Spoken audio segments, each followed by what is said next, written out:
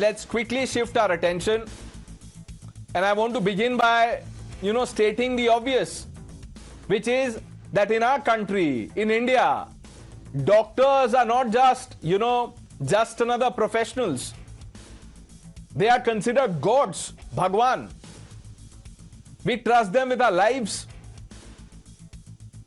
What do I say? We trust them with our deaths. We hand over our bodies to them in the most sensitive moments. When we are sick, when we are dying, and even after we are gone. Thousands of ordinary Indians pledge their bodies for medical science so that future doctors can learn. They can become silent teachers. They give one last gift to humanity, even in death. But what happens when the healer turns the gift into a joke? A Mumbai doctor, Sejal Pawar's comments about male cadavers, comparing their private parts for laughs on a comedy stage, have left the nation shocked and disgusted. This crosses a line, viewers. It touches a raw nerve. It makes everyone question the person, the profession, and unfortunately the mindset behind the white coat. The problem is not what was said alone. It is who said it. A doctor said this. Someone we are supposed to trust completely. Someone we believe will treat us with dignity in life and in death. This debate is not about gender. It is not about, whataboutery, comparing it to other controversies or other jokes. Whatever crosses the line must be called out, condemned, and punished in equal measure if that is that. But this is not about that. This is about propriety, about principles. This is about basic human decency and the sacred trust between the doctor and the patient, or between doctor and the donated body. It's about that. Many are demanding strict action, suspension, disciplinary proceedings, even cancellation of license. The others are of the opinion that, look, she's apologized, so let's let it go. So let's open this up. Harpriya Benz is a comic. He's joining us. Adel Rahman is a comedy producer. Deepika Narayan Bharadwaj, director of the Ekam Nyay Foundation. Professor Dr. Sanjeev Bagai. Karan Verma stays on. Dr. Bagai, is this funny?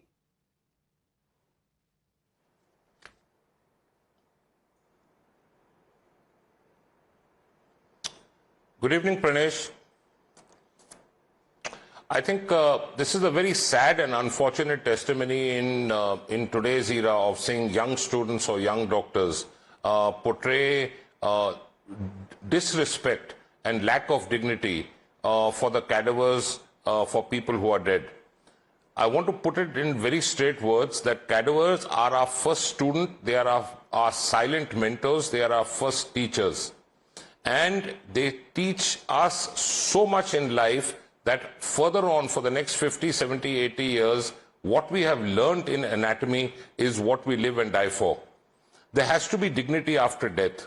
This kind of disrespectful behavior of trying to bask on a social media for a couple of moments, trying to gain for glory and go for the podium, I think is a sad disrespect for the medical profession itself. And I dare say that her career may end even before it's even started. There has to be visual privacy, there has to be a verbal respect, there has to be a strict decorum. And like I said, this is a part of our oath which we take before anatomy. Anatomy dissection is extremely serious business. Right. It is not social media reels, it's not Instagram, it's not likes, dislike, or reels to be shared or collaborations. This is complete serious business. Right. We are teaching young students to become empathetic and compassionate doctors. In the end, I would like to say, make of this? There is no greater...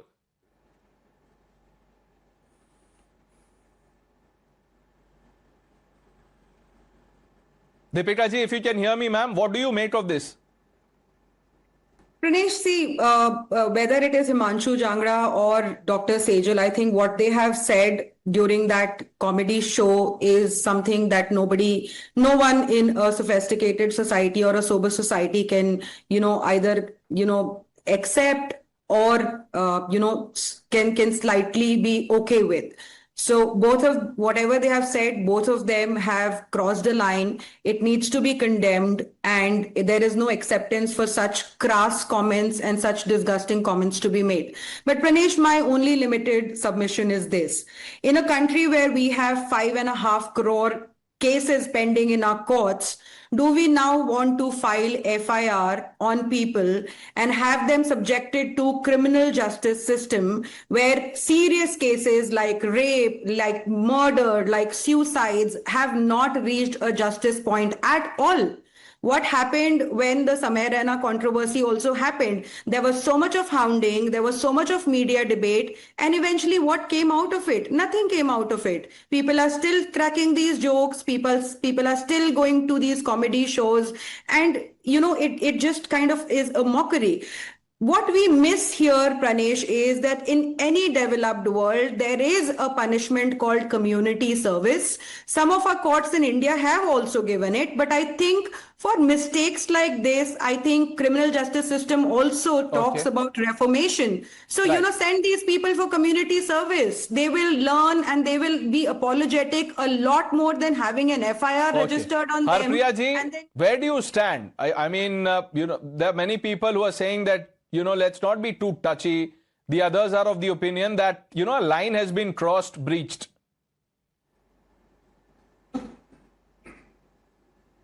Good evening, Pranit. Thank you for having me.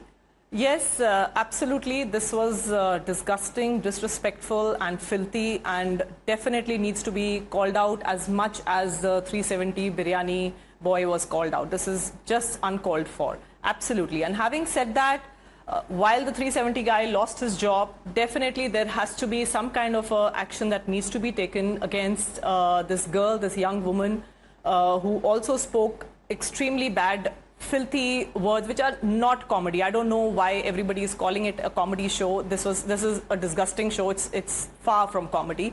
So yes, there has to be some action taken, but I do agree that where there are so many criminal cases going on, like the boy lost his job, the 370 biryani guy, there's not an FIR against the boy. It's not like a legal action is being taken against him. Some similar kind of treatment, something should be done even with the girl, something to that effect. Yeah, definitely not an FIR. I feel far more important cases to be done. But yes, an action where she remembers that she has faced the consequences. A message has to be sent out. I understand that point. Mr. Rahman, your take.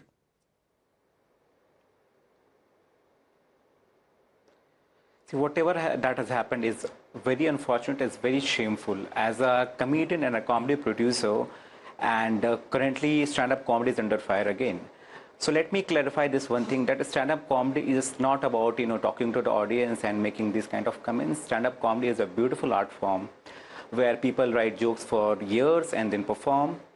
This crowd work thing. Two person, first thing Himanshu Jagra, the second person Dr. Sejal Pawar. The Sejal Pawar comment on the bodies, and bodies, not only bodies, these people have given their bodies to the hospital for the betterment of the society, so they could do the research. And this kind of statements coming from a doctor in a live show, and I can still, I mean, people are telling this, that, maybe she could have said out of the flow, maybe she said that because she wanted to become cool. And as a comedian, I can tell you this happened a lot of times when, when our audience try to cross the line. But as a comedian, this is our job, that we stop them there, like currently. Yeah, but this is, Mr. Rahman, why I largely agree with you. You said, stand-up comedy is under fire. I disagree. This is not about stand-up comedy being under fire. As a society, common sense and civility is under fire. This is not right. No stage should allow something like this. Taran, you have the last word. So, Pranesh, there are certain things which are black and white, and I think this is one of those. I mean, even our constitution says assuring the dignity of the individual. Here, this doctor I mean, just to give you importance of the cadavers, Pranesh, recently in Lucknow, in the KGMU, King George Medical University, they ran an entire campaign going door to door begging people that we need more subjects, we need cadavers so that we can learn, we treat them as our gurus. And here is someone from that profession looking down, talking down in the most obnoxiously obscene manner. I think I'm glad the two comedians on this panel raised a voice against it and didn't go on this freedom of speech tangent, because, you know, when you talk of freedom of speech, there is also a responsibility that comes with it. And in this society, I understand there are lots of cases pending, but sometimes you do need the law also to evolve, which is why we have the Avik Sarkar versus the state of West Bengal, where we now know that yes, there is something called obscenity. And the parameter to judge that is the current community standards. The current community standards today have evolved, and in the last 10 years, if I may say, obscenity has gone down. Stand-up comedy has evolved as an art form, and it's a beautiful art form, as Adil rightly said. It needs to purge out these obscene elements. So debates like these and sometimes legislation or the intervention of the judiciary becomes important so that the society can evolve.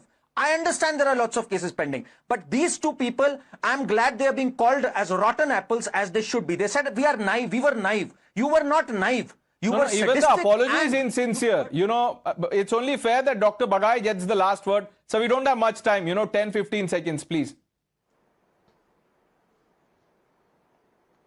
Yeah, I think as Hamilton said, that the cadavers do an invaluable service to humanity.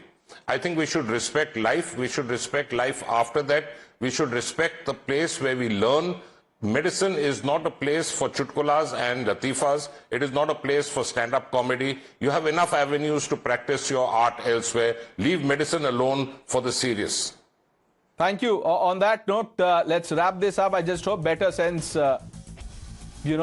prevails and things get better. I thank all of you for joining us. The News Hour with Navika Kumar on the other side.